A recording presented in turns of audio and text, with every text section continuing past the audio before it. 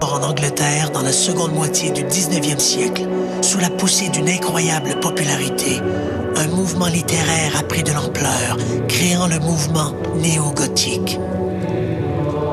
Ces œuvres s'intéressaient aux apparitions de fantômes, à la communication avec les morts et à toute manifestation spirite.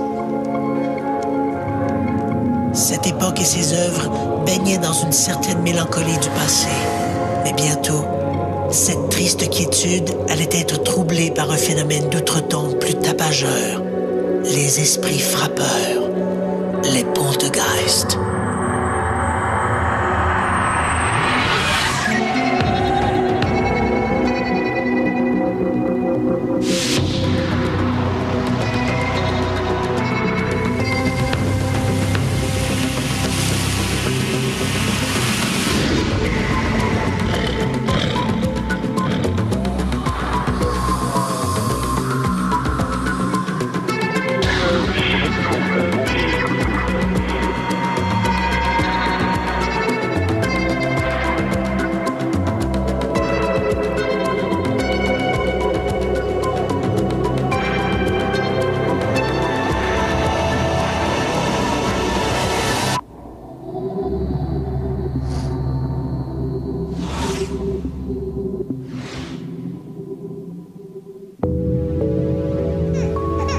Depuis quelques minutes, les pleurs du petit Denis ont tiré du sommeil son père Louis.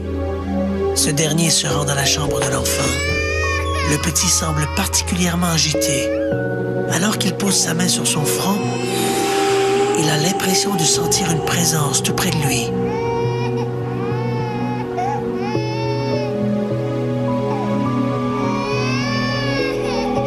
Il se retourne et distingue alors une forme humaine dans l'embrasure de la porte. La chose est blanche et diaphane.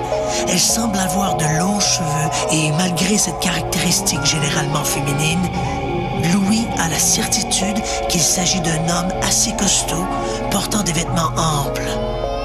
Louis ferme les yeux et lorsqu'il les rouvre, l'apparition a disparu. Depuis plusieurs semaines, Louis et sa femme Marie-Claude sont témoins d'une foule d'événements étranges dans leur nouvelle maison mobile. Courant d'air inexplicable, bruit de pas dans les corridors, sensations désagréables.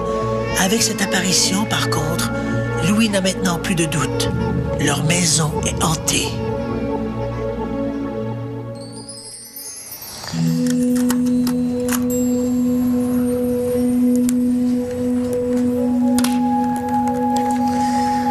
Fantômes et poltergeists.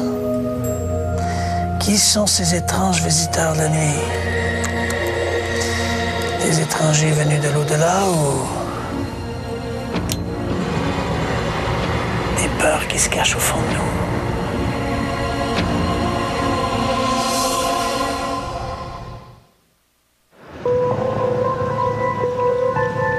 On raconte que dans la ville d'Athènes, un siècle avant notre ère, il y avait une maison que l'on disait hantée par le spectre d'un vieil homme dont les mains et les pieds étaient liés par des chaînes de fer. On disait aussi qu'un homme était mort de peur en le voyant. Dans l'Antiquité, on craignait de traverser d'anciens champs de bataille, de peur d'y rencontrer des âmes errantes. Les fantômes et les lieux hantés avaient déjà à cette époque leur assise. Lorsqu'on demande ce qu'est un fantôme, il est toujours difficile de répondre à une telle question, parce que les gens ont tous leur opinion personnelle sur ce qu'est ou devrait être un fantôme. Pour la plupart des gens, c'est une manifestation d'un être humain décédé. Pour d'autres, il s'agit de la manifestation d'une entité en elle-même, divine ou satanique, angélique ou démoniaque. Mais pour la plupart des gens, c'est la manifestation de quelqu'un qui est décédé. Dans des sociétés où on vénère l'ancêtre, des sociétés dites primitives, on comprend que les manifestations spectrales sont souvent perçues comme étant honorifiques. C'est une sorte d'acquiescement d'outre-tombe à quelque chose qui se passe dans notre monde physique. En Occident, par contre, le phénomène de manifestation spectrale a quelque chose de beaucoup plus inquiétant, ou a été perçu comme beaucoup plus inquiétant pendant très longtemps, et ce, à cause peut-être du christianisme. On comprend que les âmes errantes ne peuvent venir que du purgatoire, donc par conséquent être impures. Il y a même certains groupes fondamentalistes qui perçoivent perçoivent encore les manifestations spectrales comme étant quelque chose de tout à fait diabolique. Mais on peut dire que de façon plus générale, on conçoit que le phénomène des apparitions spectrales sont des âmes errantes de personnes qui ont vécu, donc des décédés, des défunts qui se manifestent au-delà de la tombe. Sur un plan plus technique, les apparitions de fantômes ont commencé à faire l'objet d'études sérieuses seulement dans la deuxième moitié du 19e siècle.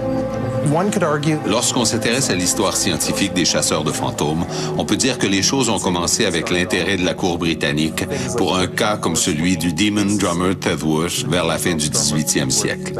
De manière plus réaliste, on peut dire que l'histoire a vraiment commencé avec la formation du Ghost Club Society à l'université Cambridge en 1851. C'est vraiment là qu'on a, en quelque sorte, établi le ton pour tous les groupes qui gravitaient autour de ces questions, comme la Société pour la recherche psychique, qui deviendra la Société américaine pour la recherche psychique. Ce sont eux qui ont vraiment établi les règles pour étudier les phénomènes dans une perspective vraiment scientifique, et non plus en se fondant sur des croyances religieuses. 120 ans de recherche nous enseignent que plus de 85% de la population mondiale croit en l'existence des fantômes. Nous savons aussi qu'il y a plus de 1000 apparitions signalées chaque jour sur le globe. De ce nombre, seulement 2% résisteront aux enquêtes, la presque totalité des manifestations étant explicables par des causes naturelles ou artificielles. Mais c'est ce 2% d'inexplicables qui rend perplexes les chercheurs. Il appert également que ces soi-disant manifestations se divisent en 3 catégories distinctes: les apparitions, les maisons hantées et les poltergeists. Je fais la distinction entre les fantômes et les esprits. Et c'est la langue qui pousse à faire cette distinction. Les fantômes et les esprits, ça roule tout naturellement sur la langue. Un fantôme est une entité généralement reconnaissable par quelqu'un. Par exemple, vous apercevez l'image de votre vieil oncle, décédé il y a quelques années dans un accident de voiture. C'est une apparition, vous le reconnaissez. C'est reconnaître un personnage connu dans une forme non corporelle. Il peut s'agir de quelqu'un que vous ne connaissez pas, mais dont les traits sont reconnaissables. Là, vous avez affaire à un fantôme.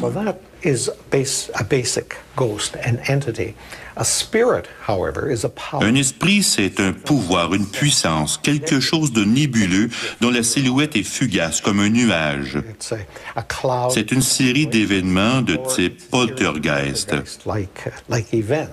Alors, je sépare aisément les fantômes et les esprits. Dans le monde, les maisons ou les châteaux hantés, les musées ou les lieux publics hantés sont nombreux. Pensez à l'Écosse, par exemple, qui en a plusieurs.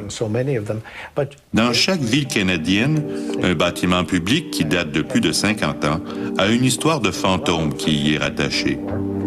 Et pourquoi raconte-t-on des histoires de fantômes sur la cave ou sur telle ou telle chambre? C'est parce que quelqu'un a rapporté un événement quelconque et qu'une histoire s'est construite autour de cet événement.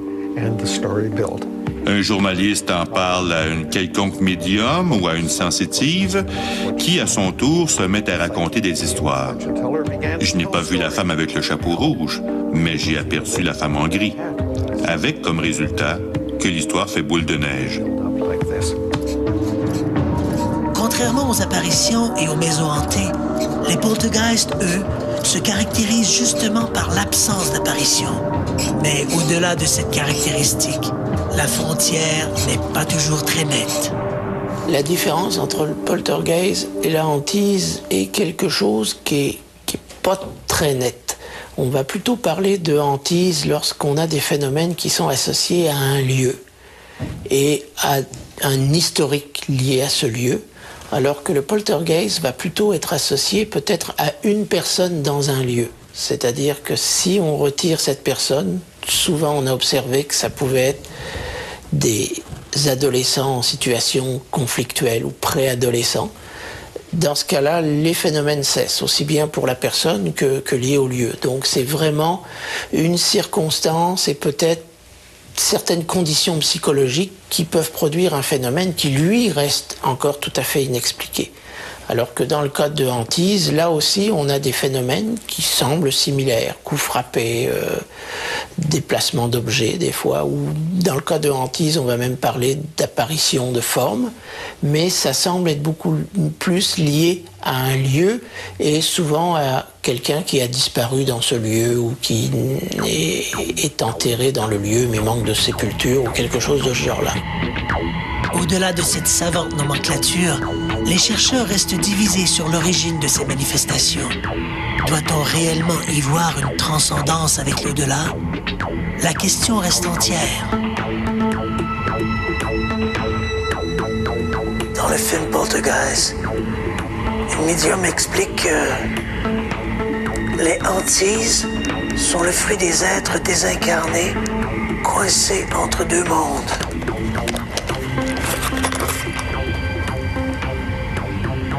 Si cette explication demeure la plus populaire, qu'en pensent les experts? Les premières recherches scientifiques sur les phénomènes de hantise remontent à la fin du 19e siècle. À cette époque, c'est surtout les médiums et leurs tables tournantes qui ont la cote. Et c'est à travers eux que les premières investigations se font. Bientôt, des groupes et des sociétés dédiées à l'étude de ces phénomènes se forment. Leurs méthodes et leurs équipements se raffinent. Aujourd'hui, les vieux appareils photo ont été remplacés par des caméras numériques auxquelles s'est ajoutée la quincaillerie des spectromètres, viseurs thermodynamiques et autres jouets sortis tout droit de l'arsenal de Ghostbusters. Au gré de ces enquêtes, les chercheurs se divisent et se regroupent sous deux différentes manières. Les uns favorisant l'au-delà, les autres quelques pouvoirs psychiques encore inconnus de la science.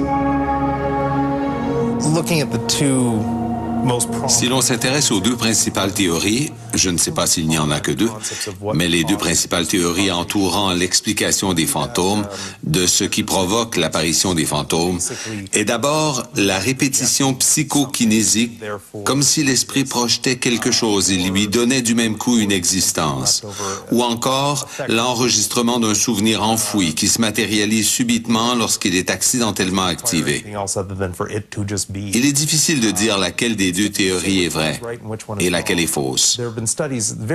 Il y a eu des études très sérieuses portant sur chacune. Une des plus remarquables, ici à Toronto, est l'expérience de Philippe le Fantôme. Éventuellement, la Société de recherche psychique de Toronto et Horizon Nouveau le confirmeront. Au cours de cette expérience, on a littéralement créé un fantôme. On a procédé à une série de séances au cours desquelles on a plus ou moins provoqué des manifestations où on a vu des objets bouger, entendu des froissements et obtenu un beau succès, du moins à ce chapitre. Mais du même coup, nous avons eu la preuve que non, on n'a pas besoin d'un médium humain pour arriver à ces résultats. Nous avions des caméras vidéo et des enregistreuses que nous avons laissées sur place, sans présence humaine aucune, et qui ont fait la preuve que quelque chose se passait. Une question que j'aime bien poser est la suivante. Si un fantôme hante la forêt mais que personne ne le voit, est-ce qu'il la hante? C'est une question que nous travaillons activement à résoudre.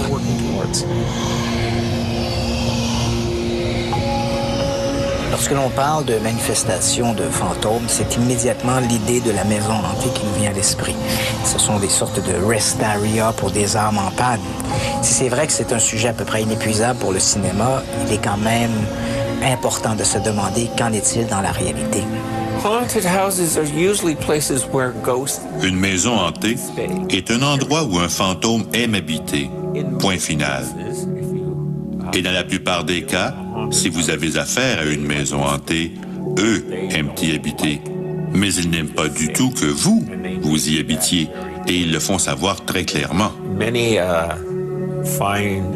Il y a plusieurs gens très bien qui se sont fait pousser dans l'escalier parce que du point de vue du fantôme, ces gens n'étaient pas propriétaires de cette maison. Elle appartenait toujours au fantôme.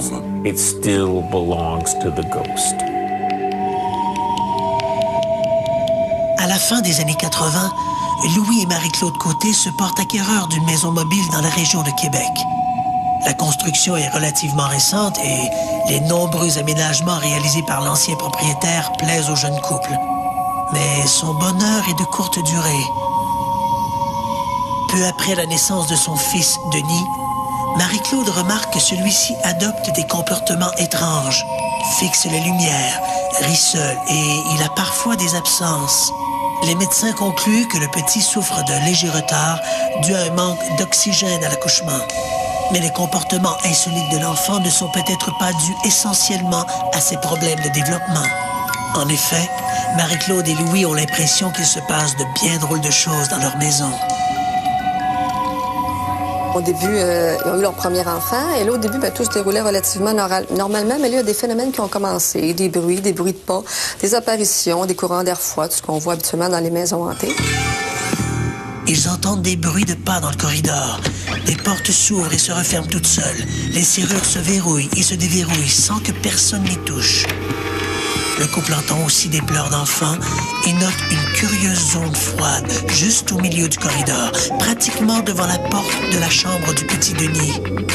Un soir, alors qu'il se trouve au chevet de son fils, Louis observe dans l'embrasure de la porte une forme blanche qui rappelle vaguement un homme aux longs cheveux et vêtu comme un moine. Ce personnage fantomatique sera également observé par Marie-Claude. Au début de 1993, le couple contacte Mireille Thibault, une jeune femme de la région, bien connue pour son intérêt pour les phénomènes paranormaux. La Ghostbusters, qui est aussi titulaire d'un baccalauréat en psychologie, entreprend de documenter l'historique des lieux via les journaux et les archives municipales. Sans résultat. Pendant l'enquête, là, d'abord, on regarde. Premièrement, on note les phénomènes. Quand est-ce que ça a commencé? Est-ce qu'il peut y avoir un événement relié au début des phénomènes, par exemple? Est-ce que c'est relié à un endroit dans la maison, à une des personnes de la maison, par exemple, un peu plus? Le petit garçon aîné de la famille avait comme des tendances autistiques. Okay? Il était un peu retiré, il n'était pas tout à fait... il avait un peu de retard. Et lui, il semblait au cœur des phénomènes. Il brassait son lit quand les phénomènes commençaient. C'était comme un indice qu'il sentait quelque chose qui se passait dans la maison. Et au niveau de l'enquête, on a essayé de voir si historiquement, il se passait quelque chose. Mais la maison n'était pas très vieille. Il n'avait pas été installé sur les lieux depuis très longtemps. Alors, historiquement, on n'a pas retrouvé grand-chose. Après 3 mois d'enquête, Mireille Thibault s'avoue incapable d'expliquer les manifestations. Des traces de moisissures ont bien été découvertes à certains endroits, mais il est peu probable que ces organismes soient responsables d'hallucinations. Quant à la possibilité qu'il puisse s'agir d'un revenant, personne n'a encore percé le secret de son identité. Dans les phénomènes de hantise, comme dans le cas de Louis et de Marie-Claude, les enquêteurs cherchent souvent dans le passé des lieux une personne qui serait morte de façon brutale, comme la victime d'un meurtre, par exemple. Le danger dans cette approche, c'est d'accepter que le défunt identifié et le fantôme ne soient qu'une seule et même personne sans autre confirmation. Les parapsychologues se méfient de plus en plus de ces associations post-mortem. Dans la plupart des cas, les apparitions sont associées à des lieux. Il peut s'agir d'une maison, d'un édifice public, d'un cimetière ou même de terrain. Qu'on pense par exemple au terrain où s'est déroulée la bataille de Gettysburg en Pennsylvanie, l'un des épisodes les plus sanglants de la guerre de sécession. C'était en 1863. Aujourd'hui, ces terrains ont la réputation d'être hantés. Qu'il s'agisse de maisons, comme dans le cas de la maison de Louis et de Marie-Claude Côté, ou qu'il s'agisse de terrains, comme à Gettysburg, on voit que les apparitions semblent tributaires du théâtre de leurs manifestations. Dans le cas des apparitions de crise, donc des apparitions qui surviennent au moment du décès d'une personne, alors c'est plutôt l'observateur qui semble directement visé à ce moment-là.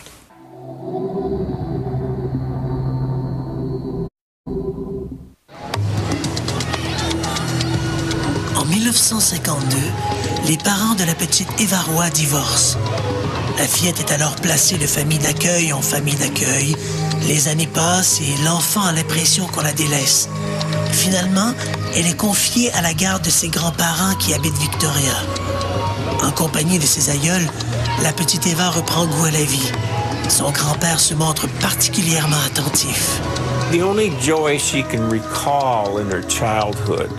Le seul moment de joie dans son enfance dont elle puisse se souvenir est celui où elle a eu la permission de vivre avec son grand-père. C'était un homme gentil qui fumait la pipe et qui prenait le temps d'écouter ses petites histoires d'enfants. Malheureusement, il vieillissait et il était malade et il ne pouvait plus s'occuper d'elle. Alors on lui a trouvé un autre foyer d'accueil, puis ses parents l'ont reprise.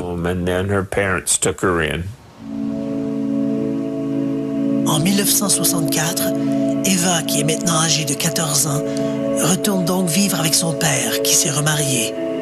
La nouvelle famille recomposée vit dans une petite ville de la Colombie-Britannique, loin de la côte, loin de Victoria.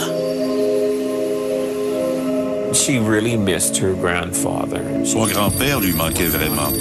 Et même s'il avait entendu dire qu'il n'allait pas très bien, elle a éprouvé un grand choc à la nouvelle de sa mort.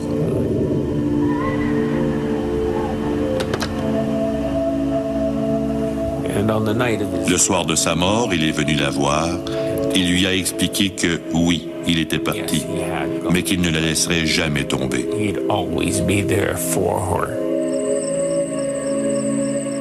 Et le grand-père va tenir sa promesse. Chaque fois qu'elle aura à faire face à un dilemme, Eva aura l'impression d'être guidée dans ses choix par la voix de son grand-père tant aimé. En 1985, Andrea Lancaster vit avec sa famille à Maple Ridge. Les Lancaster vivent des moments difficiles alors qu'une vieille tante se meurt en Angleterre. À chaque fois que le téléphone sonne, tous redoutent qu'il s'agisse du terrible appel qui leur annoncera le décès de la moribonde. Un soir, Andrea se met au lit.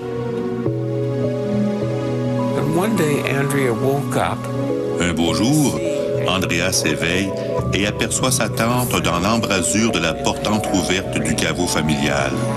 Une moitié de son corps à l'intérieur, l'autre moitié à l'extérieur du caveau.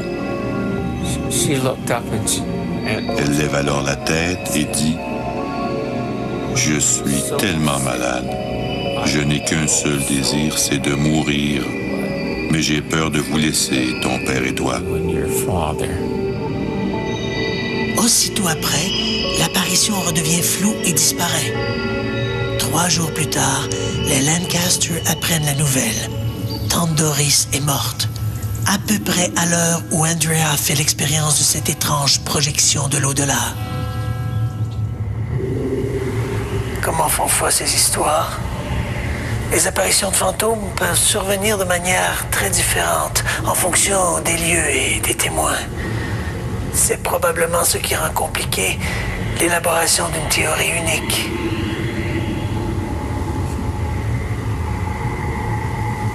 Mais dans l'univers des phénomènes étranges, il n'y a rien de jamais simple.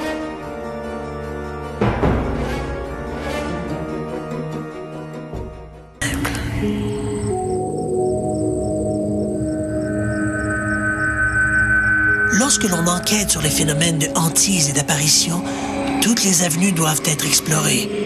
Il faut se rappeler que, dans ce genre d'enquête, l'hypothèse surnaturelle ne doit être retenue qu'une fois toutes les autres hypothèses épuisées. La première attitude à adopter, c'est le doute systématique. Donc, remettre en question les témoignages sans tomber nécessairement dans ce nihilisme qui consiste à tout nier en bloc. Il faut apprendre à séparer ce qui est objectivable, donc ce qui est mesurable par des appareils de mesure, des appareils photo, des caméras, etc., et la perception du témoin, par exemple, un sentiment d'inconfort dans un lieu. Une fois qu'on a fait ce tri, il faut apprendre à faire du cas par cas, en se rappelant toujours que l'objectivité à 100% est à peu près impossible.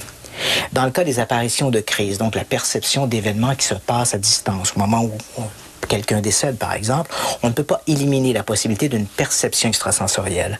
Prenons le cas de la petite Eva qui perçoit l'apparition de son grand-père, le fantôme de son grand-père qui apparaît au pied de son lit au moment où celui-ci meurt à des kilomètres de là. Si l'on accepte la réalité de la perception extrasensorielle, il n'est pas impossible de penser que la petite Eva a perçu à distance, par quelques mécanismes parapsychologiques, la mort de son aïeul qui survenait à des kilomètres de là.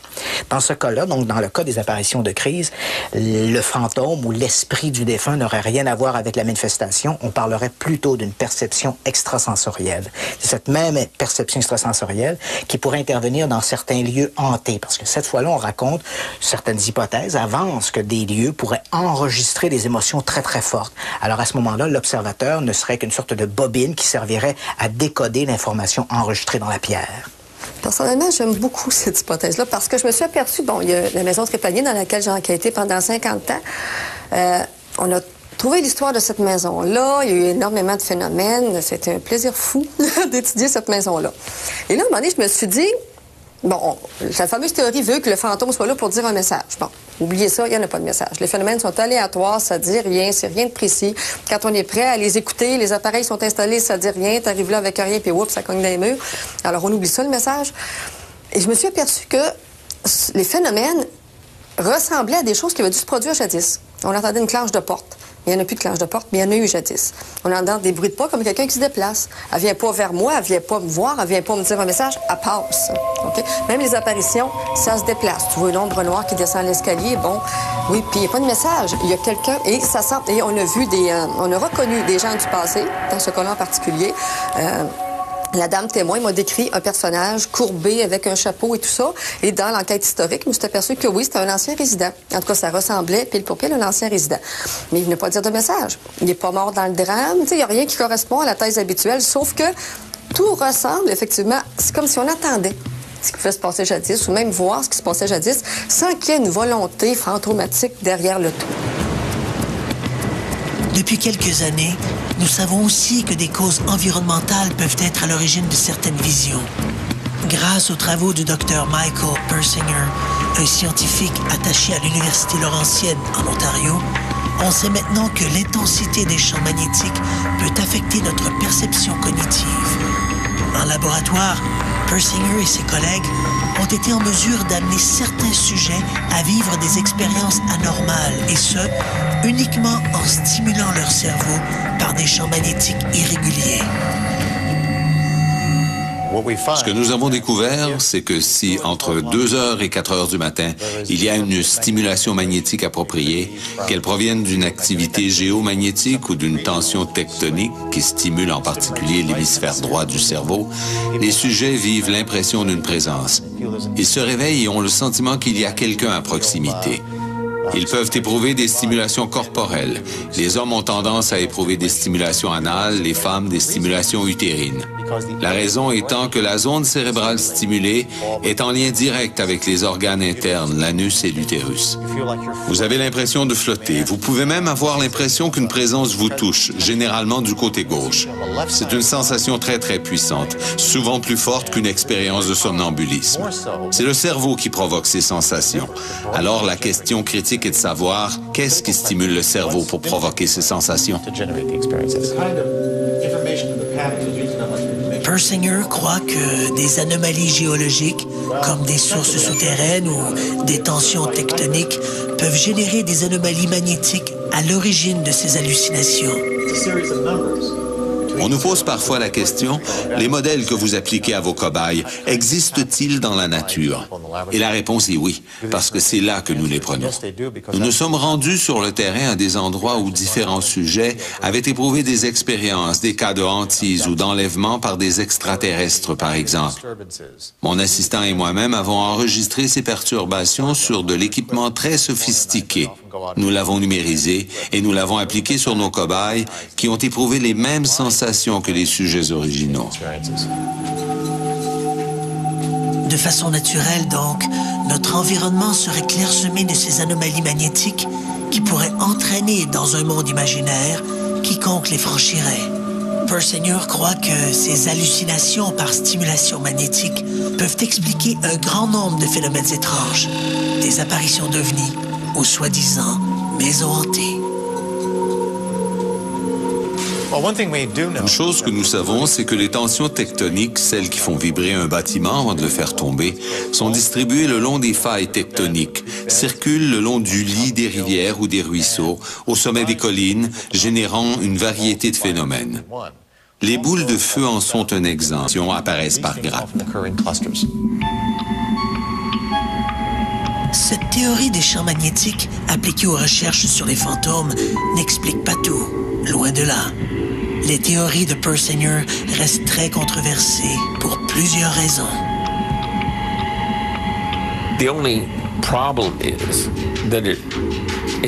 Le problème, c'est qu'on ramène tout à une seule cause simpliste.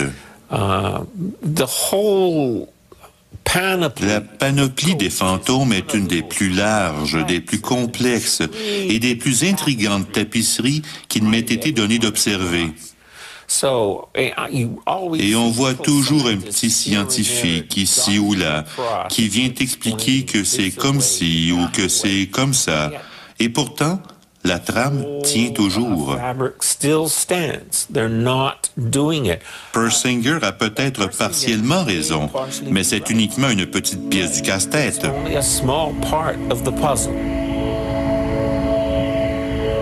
En neurosciences, par exemple, on peut très bien, en stimulant une certaine zone du cerveau, provoquer l'audition de musique. Cela ne signifie pas que toutes les musiques proviennent d'une stimulation électrique du cerveau et que les orchestres n'existent pas. L'hypothèse de Persinger n'explique pas non plus comment plusieurs personnes peuvent voir le même fantôme, par exemple. J'ai amené l'étude de Persinger chez les sceptiques du Canada, regroupés à Toronto, et qui voulaient avoir mon opinion, leurs membres souhaitant avoir de meilleures données, de meilleures informations. Je leur ai demandé, que pensez-vous de l'idée qu'un champ électromagnétique ambiant puisse provoquer des hallucinations au point que quelqu'un puisse croire que sa maison est hantée? Au bout du compte, plusieurs membres ayant une expertise en électricité ont conclu qu'il serait pratiquement impossible de réunir la bonne combinaison contrôle, lieu, cause. Effectivement, il y avait là des gens qui étaient sceptiques à propos des travaux de Persinger, ce que je trouve plutôt original. Nos propres études, lorsque nous allons sur des lieux hantés et que nous prenons des lectures de température, de moyenne et de contrôle des champs magnétiques ambiants, n'ont jusqu'à maintenant montré absolument aucune corrélation entre les champs électromagnétiques et le phénomène des maisons hantées. L'un n'a rien à voir avec l'autre.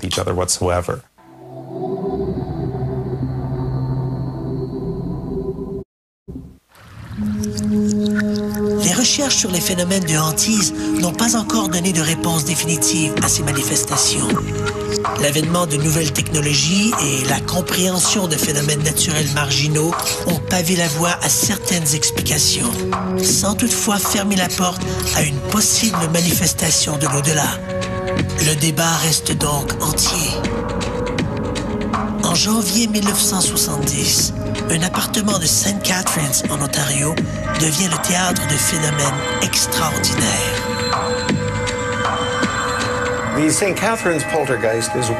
Le poltergeist de St. Catherine est un cas que je n'ai pas étudié personnellement, mais c'est un cas très célèbre chez les gens qui s'intéressent au commerce de la parapsychologie.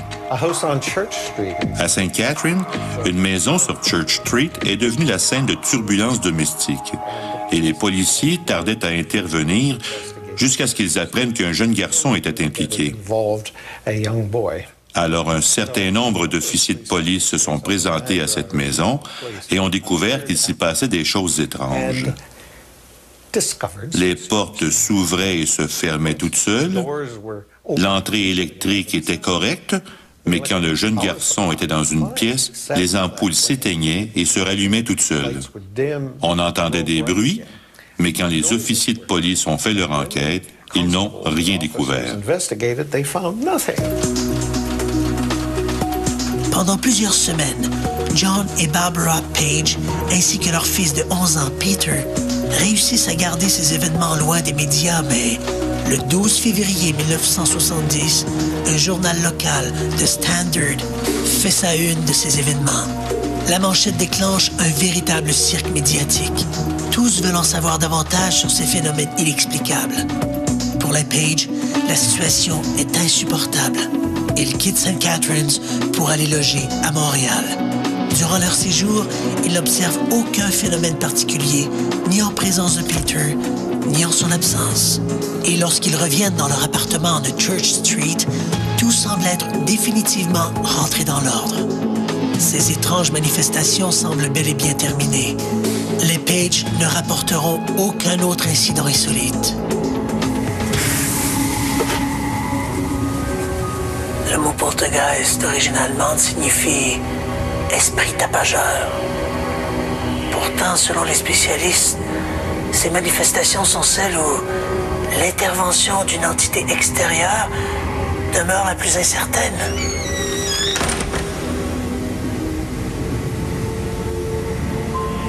À moins qu'il ne s'agisse d'un bluff de l'au-delà.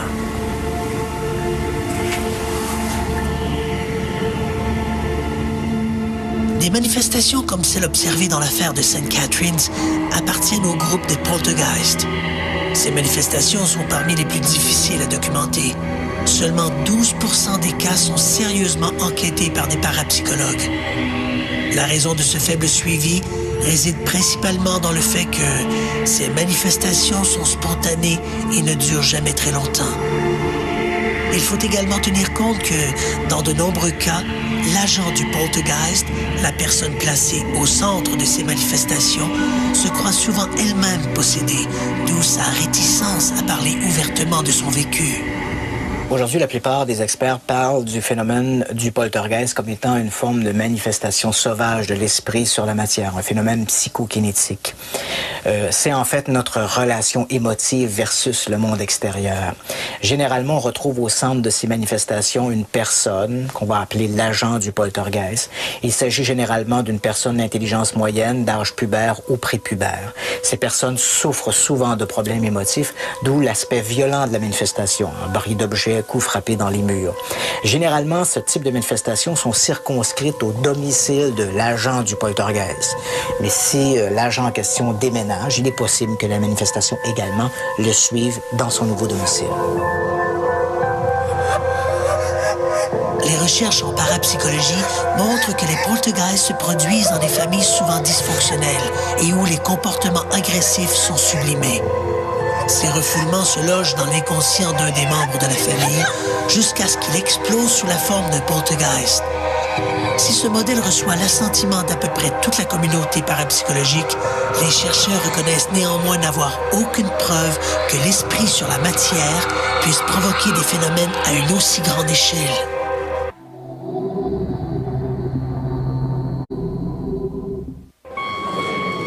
Au début des années 70, un groupe de chercheurs en parapsychologie de Toronto a réalisé une expérience qui s'est révélée des plus significatives. L'expérience dite de Philippe est encore imitée partout dans le monde. Elle consiste à rassembler autour d'une table un groupe de gens tout à fait ordinaires et de créer un personnage fictif qu'on appellera toujours Philippe. On fait des dessins de Philippe. On joue de la musique qu'il aurait probablement aimée. On chante des chansons qu'il aurait entendues et finalement, au bout d'un long moment, on lui pose des questions du genre « Qui a été votre dernière maîtresse ?» Ce genre de choses.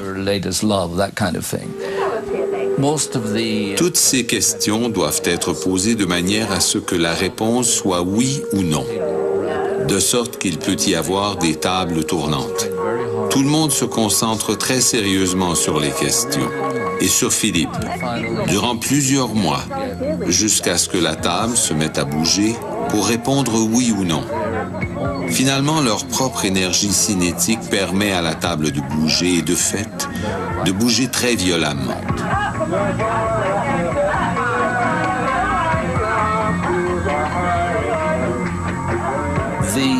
Les experts sont d'accord pour dire qu'il n'y a là rien d'un phénomène d'outre-tombe.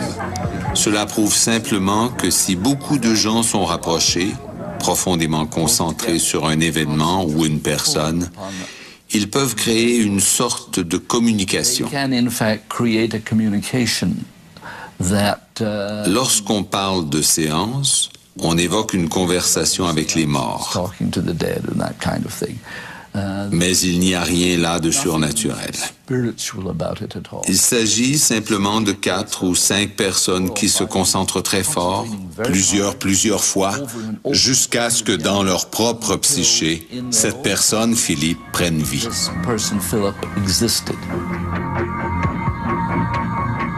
Avec quelques variantes, les experts croient que la mécanique derrière les phénomènes de l'expérience de Philippe est la même qui est responsable des manifestations de type poltergeist.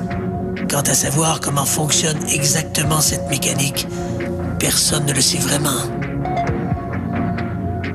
Les manifestations de revenants ont toujours fait partie de la culture populaire de l'Antiquité à aujourd'hui, mais ce n'est vraiment qu'à partir de la fin du 19e siècle que ces manifestations ont commencé à être l'objet d'une étude un peu plus rigoureuse.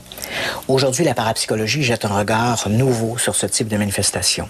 Sans fermer la porte à une transcendance avec l'au-delà, les parapsychologues croient que ces phénomènes seraient davantage liés à une science inconnue ou à une forme de perception extrasensorielle des phénomènes psy, l'esprit sur la matière, l'action de l'esprit sur la matière. Malheureusement, au-delà de ce constat, on peut dire qu'il n'y a pas d'hypothèse réellement convaincante pour expliquer la mécanique derrière ces manifestations. Aujourd'hui, les parapsychologues jonglent avec les différentes spéculations qui existent de manière à faire une sorte de synthèse valable pour pouvoir élaborer une théorie qui, ultimement, sera testable. Tous les chercheurs dans le domaine de la parapsychologie, c'est sûr, n'ont pas la même vision de ce que pourraient être les phénomènes, là, puisque quand on parle de chercheurs, pour eux, c'est encore hypothétique. Là, ils ne sont pas dans le domaine de la croyance, ils sont dans le domaine de l'investigation scientifique. Mais même dans ce domaine-là, il y en a certains qui vont penser que le phénomène paranormal peut être lié à quelque chose en relation avec la survie. Donc avec quelque chose au-delà de notre existence terrestre, appelons-la comme ça, qui serait lié avec le psy. Et peut-être que le psy serait la partie apparente de cette vision dualiste du monde, la matière, esprit. C'est évidemment quelque chose qui est basé sur certaines croyances. D'un autre côté, il y a une autre école qui, elle aussi, a d'autres croyances, qui a des croyances beaucoup plus, je dirais, matérialistes, si on veut, et qui pense que le psy est une faculté basée sur des principes physiques qu'on ne connaît pas encore, mais qu'on va probablement découvrir un jour, si on y met l'effort, mais que ce n'est en rien lié avec l'existence d'un autre monde spirituel. Donc dans un cas, on a une vision assez matérialiste du psy, dans l'autre cas, on a une vision qui est liée avec l'existence d'un monde spirituel. Il faut dire que les recherches dans ce domaine sont particulièrement pauvres. Dans la plupart des cas, il s'agit d'enquêtes menées par des bénévoles qui, bien souvent, n'ont pas la formation académique pour étoffer une recherche digne de ce nom. Leur motivation première est leur passion, un engouement qui altère trop souvent leur objectivité. Mais quel que soit le phénomène observé, l'explication spirit doit toujours être abordée avec prudence. L'ici-bas a encore tant à révéler. Pour prouver que les fantômes existent vraiment, nous aurions simplement besoin d'un peu plus d'aide. Peut-être davantage de subventions, peut-être un peu plus de crédibilité, dans le sens où les chercheurs devraient se concentrer davantage sur ce type de recherche, de manière à ce que finalement, le sujet soit pris au sérieux par les médias et par le public en général. Bien sûr, il n'y a pas beaucoup de chercheurs, parce que justement, il n'y a pas de subventions et que leurs groupes ne sont pas payés pour effectuer ce genre de recherche. Si croire aux fantômes n'a rien de scientifique, l'idée des revenants a quelque chose de rassurant.